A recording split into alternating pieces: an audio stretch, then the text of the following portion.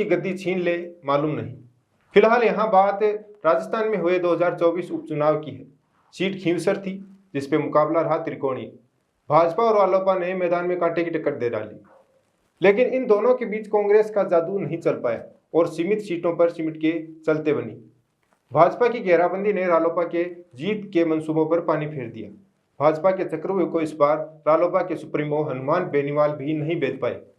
अब यहाँ भाजपा के वादों पर जनता का एतबार कितना सच होता है, यह वक्त ही बताएगा। हैरतगंज बात यह है कि भाजपा का जीतना भी उतना ही आश्चर्यचकित रहा जितना रालोपा का हार जाना। खींवसर में 20 साल बाद भाजपा को जीत मिली है। 2008 से 2023 तक इस सीट पर लगातार बेनीवाल की पार्टी आरएलपी का कब्जा रहा, लेकिन इस बार उपचुनाव में भाजपा ने हनुमान बेनीवाल को उनके ही गढ़ में मात दे डाली। भाजपा प्रत्याशी रेवंतराम डांगा ने आरएलपी सुप्रीमो हनुमान बेनीवाल की धर्मपत्नी कनिका बेनीवाल को 13,870 वोट से चुनाव हरा दिया।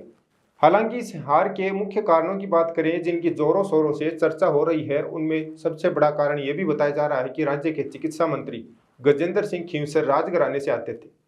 उन्होंने चुनाव प्रचार के अंतिम दिन बड़ा बयान दे दिया।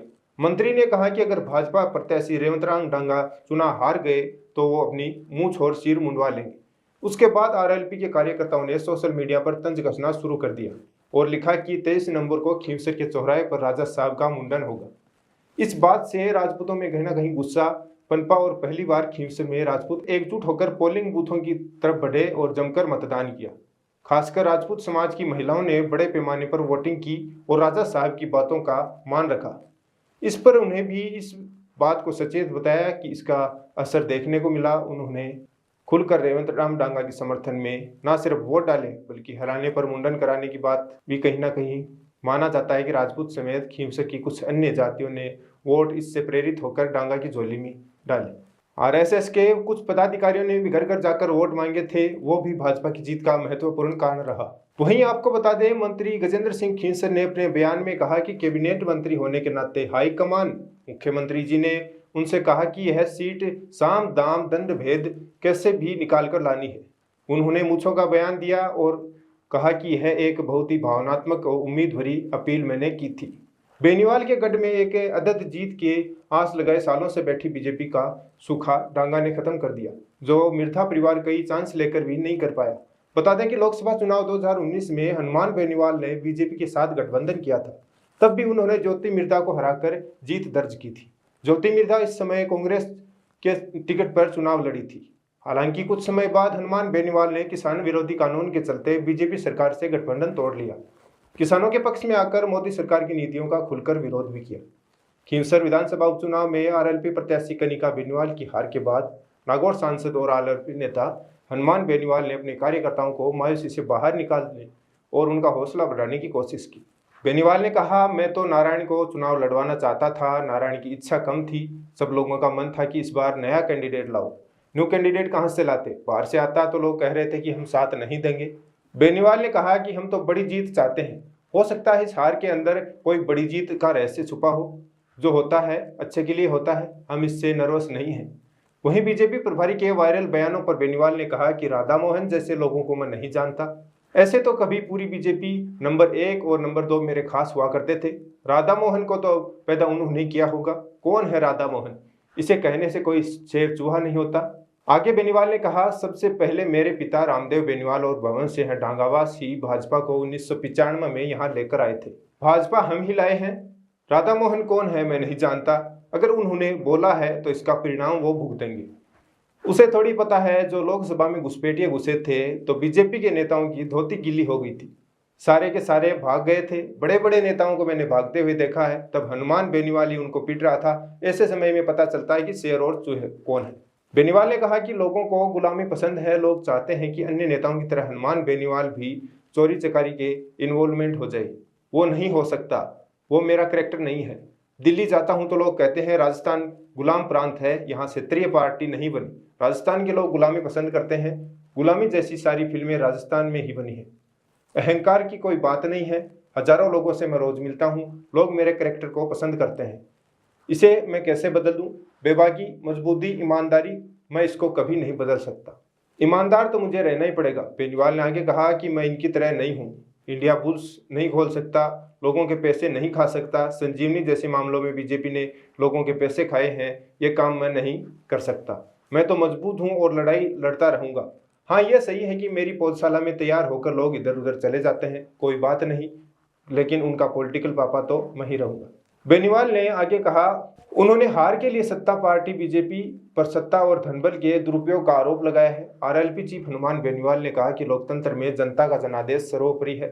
चुनाव में हार जीत दो पहलू हैं। 2008 में खींवसर विधानसभा की जनता का आशीर्वाद लगातार मुझे और राष्ट्रीय लोकतांत्रिक पार्टी को मिलता रहा है। हम मजबूती से चुनाव लड़े और बीजेपी कांग्रेस दोनों ने मिलकर यह चुनाव हमारे खिलाफ लड़ा।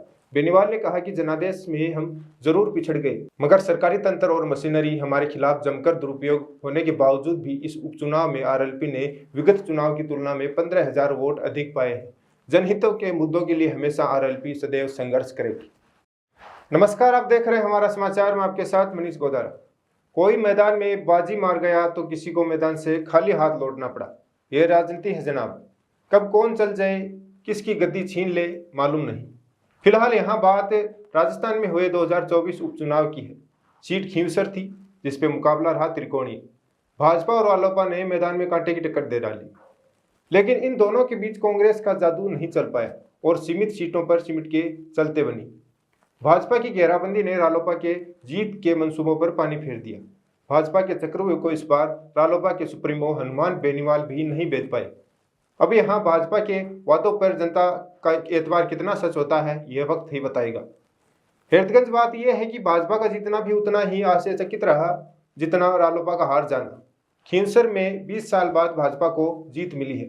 2008 से 2023 तक इस सीट पर लगातार बेनीवाल की पार्टी आरएलपी का कब्जा रहा, लेकिन इस बार उपचुनाव में भाजपा ने हनुमान बेनीवाल को उनके ही गढ़ में मात दे डाली। भाजपा प्रत्याशी रेवंतराम डांगा ने आरएलपी सुप्रीमो हनुमान बेनीवाल की धर्मपत्नी कनिका बेनीवाल को 13,870 वोट से चुनाव हरा दिया। हालांकि इस हार के मुख्य कारणों की बात करें जिनकी जोरों शोरों से चर्चा हो रही है, उनमें सबसे बड़ा कारण यह भी बताया जा रहा है कि राज्य के चिकित्सा मंत्री गजेंद्र सिंह खींवसर राजघराने से आते थे। उन्होंने चुनाव प्रचार के अंतिम दिन बड़ा बयान दे दिया। मंत्री ने कहा कि अगर भाजपा प्रत्याशी रेवंतराम डांगा चुनाव हार गए तो वो अपनी मुंह छोड़ सिर मुंडवा लेंगे। उसके बाद आरएलपी के कार्यकर्ताओं ने सोशल मीडिया पर तंज कसना शुरू कर दिया और लिखा कि 23 नवंबर को खींवसर के चौराहे पर राजा साहब का मुंडन होगा। इस बात से राजपूतों में कहीं ना कहीं गुस्सा पनपा और पहली बार खींवसर में राजपूत एकजुट होकर पोलिंग बूथों की तरफ बढ़े और जमकर मतदान किया। खासकर राजपूत समाज की महिलाओं ने बड़े पैमाने पर वोटिंग की और राजा साहब की बातों का मान रखा। इस पर उन्हें भी इस बात को सचेत बताया कि इसका असर देखने को मिला। उन्होंने खुलकर रेवंतराम डांगा के समर्थन में न सिर्फ वोट डाले बल्कि हराने पर मुंडन कराने की बात भी कहीं ना कहीं माना जाता है कि राजपूत समेत खींवसर की कुछ अन्य जातियों ने वोट इससे प्रेरित होकर डांगा की झोली में डाले। आरएसएस के कुछ पदाधिकारियों ने भी घर घर जाकर वोट मांगे थे, वो भी भाजपा की जीत का महत्वपूर्ण कारण रहा। वहीं आपको बता दें, मंत्री गजेंद्र सिंह खींवसर ने अपने बयान में कहा कि कैबिनेट मंत्री होने के नाते हाईकमान मुख्यमंत्री जी ने उनसे कहा कि यह सीट साम दाम दंड भेद कैसे भी निकाल कर लानी है। उन्होंने मूंछों का बयान दिया और कहा कि यह एक बहुत ही भावनात्मक और उम्मीद भरी अपील मैंने की थी। बेनीवाल के गढ़ में एक अदद जीत के आस लगाए सालों से बैठी बीजेपी का सूखा डांगा ने खत्म कर दिया, जो मिर्धा परिवार कई चांस लेकर भी नहीं कर पाया। बता दें कि लोकसभा चुनाव 2019 में हनुमान बेनीवाल ने बीजेपी के साथ गठबंधन किया था। तब भी उन्होंने ज्योति मिर्धा को हराकर जीत दर्ज की थी। ज्योति मिर्धा इस समय कांग्रेस के टिकट पर चुनाव लड़ी थी। हालांकि कुछ समय बाद हनुमान बेनीवाल ने किसान विरोधी कानून के चलते बीजेपी सरकार से गठबंधन तोड़ लिया। किसानों के पक्ष में आकर मोदी सरकार की नीतियों का खुलकर विरोध भी किया। खींवसर विधानसभा उपचुनाव में आरएलपी प्रत्याशी कनिका बेनीवाल की हार के बाद नागौर सांसद और आरएलपी नेता हनुमान बेनीवाल ने अपने कार्यकर्ताओं को मायूसी से बाहर निकालने और उनका हौसला बढ़ाने की कोशिश की। बेनीवाल ने कहा, मैं तो नारायण को चुनाव लड़वाना चाहता था, नारायण की इच्छा कम थी। सब लोगों का मन था कि इस बार नया कैंडिडेट लाओ। न्यू कैंडिडेट कहां से लाते, बाहर से आता तो लोग कह रहे थे कि हम साथ नहीं देंगे। बेनीवाल ने कहा कि हम तो बड़ी जीत चाहते हैं। हो सकता है इस हार के अंदर कोई बड़ी जीत का रहस्य छुपा हो, जो होता है अच्छे के लिए होता है, हम इससे नर्वस नहीं हैं। वहीं बीजेपी प्रभारी के वायरल बयानों पर बेनीवाल ने कहा कि राधा मोहन जैसे लोगों को मैं नहीं जानता। ऐसे तो कभी पूरी बीजेपी नंबर 1 और नंबर 2 मेरे खास हुआ करते थे। राधा मोहन को तो पैदा उन्होंने किया होगा। कौन है राधा मोहन? इसे कहने से कोई शेर चूहा नहीं होता। आगे बेनीवाल ने कहा, सबसे पहले मेरे पिता रामदेव बेनीवाल और भवन सिंह डांगावास ही भाजपा को 1995 में यहाँ लेकर आए थे। भाजपा हम ही लाए हैं। राधा मोहन कौन है मैं नहीं जानता, अगर उन्होंने बोला है तो इसका परिणाम वो भुगतेंगे। उसे थोड़ी पता है जो लोकसभा में घुसपैठिए घुसे थे तो बीजेपी के नेताओं की धोती गीली हो गई थी, सारे के सारे भाग गए थे। बड़े बड़े नेताओं को मैंने भागते हुए देखा है, तब हनुमान बेनीवाल ही उनको पीट रहा था। ऐसे समय में पता चलता है कि शेर और चूहे कौन है। बेनीवाल ने कहा कि लोगों को गुलामी पसंद है, लोग चाहते हैं कि अन्य नेताओं की तरह हनुमान बेनीवाल भी चोरी चकारी के इन्वॉल्वमेंट हो जाए। वो नहीं हो सकता, वो मेरा कैरेक्टर नहीं है। दिल्ली जाता हूं तो लोग कहते हैं राजस्थान गुलाम प्रांत है, यहाँ क्षेत्रीय पार्टी नहीं बनी। राजस्थान के लोग गुलामी पसंद करते हैं, गुलामी जैसी सारी फिल्में राजस्थान में ही बनी है। अहंकार की कोई बात नहीं है। हजारों लोगों से मैं रोज मिलता हूँ, लोग मेरे कैरेक्टर को पसंद करते हैं। इसे मैं कैसे बदल दूं? बेबाकी, मजबूती, ईमानदारी, मैं इसको कभी नहीं बदल सकता। ईमानदार तो मुझे रहना ही पड़ेगा। बेनीवाल ने आगे कहा कि मैं इनकी तरह नहीं हूँ, इंडिया बुल्स नहीं खोल सकता, लोगों के पैसे नहीं खा सकता, संजीवनी जैसे मामलों में बीजेपी ने लोगों के पैसे खाए हैं, ये काम मैं नहीं कर सकता। मैं तो मजबूत हूँ और लड़ाई लड़ता रहूंगा। हाँ, ये सही है कि मेरी पौधशाला में तैयार होकर लोग इधर उधर चले जाते हैं, कोई बात नहीं, लेकिन उनका पॉलिटिकल पापा तो मैं ही रहूंगा। बेनीवाल ने आगे कहा, उन्होंने हार के लिए सत्ता पार्टी बीजेपी पर सत्ता और धनबल के दुरुपयोग का आरोप लगाया है। आरएलपी चीफ हनुमान बेनीवाल ने कहा कि लोकतंत्र में जनता का जनादेश सर्वोपरि है। चुनाव में हार जीत दो पहलू हैं। 2008 में खींवसर विधानसभा की जनता का आशीर्वाद लगातार मुझे और राष्ट्रीय लोकतांत्रिक पार्टी को मिलता रहा है। हम मजबूती से चुनाव लड़े और बीजेपी कांग्रेस दोनों ने मिलकर यह चुनाव हमारे खिलाफ लड़ा। बेनीवाल ने कहा कि जनादेश में हम जरूर पिछड़ गए, मगर सरकारी तंत्र और मशीनरी हमारे खिलाफ जमकर दुरुपयोग होने के बावजूद भी इस उपचुनाव में आरएलपी ने विगत चुनाव की तुलना में 15,000 वोट अधिक पाए हैं। जनहितों के मुद्दों के लिए हमेशा आरएलपी सदैव संघर्ष करेगी। नमस्कार, आप देख रहे हैं हमारा समाचार। मैं आपके साथ मनीष गोदारा। कोई मैदान में बाजी मार गया तो किसी को मैदान से खाली हाथ लौटना पड़ा। यह राजनीति है जनाब।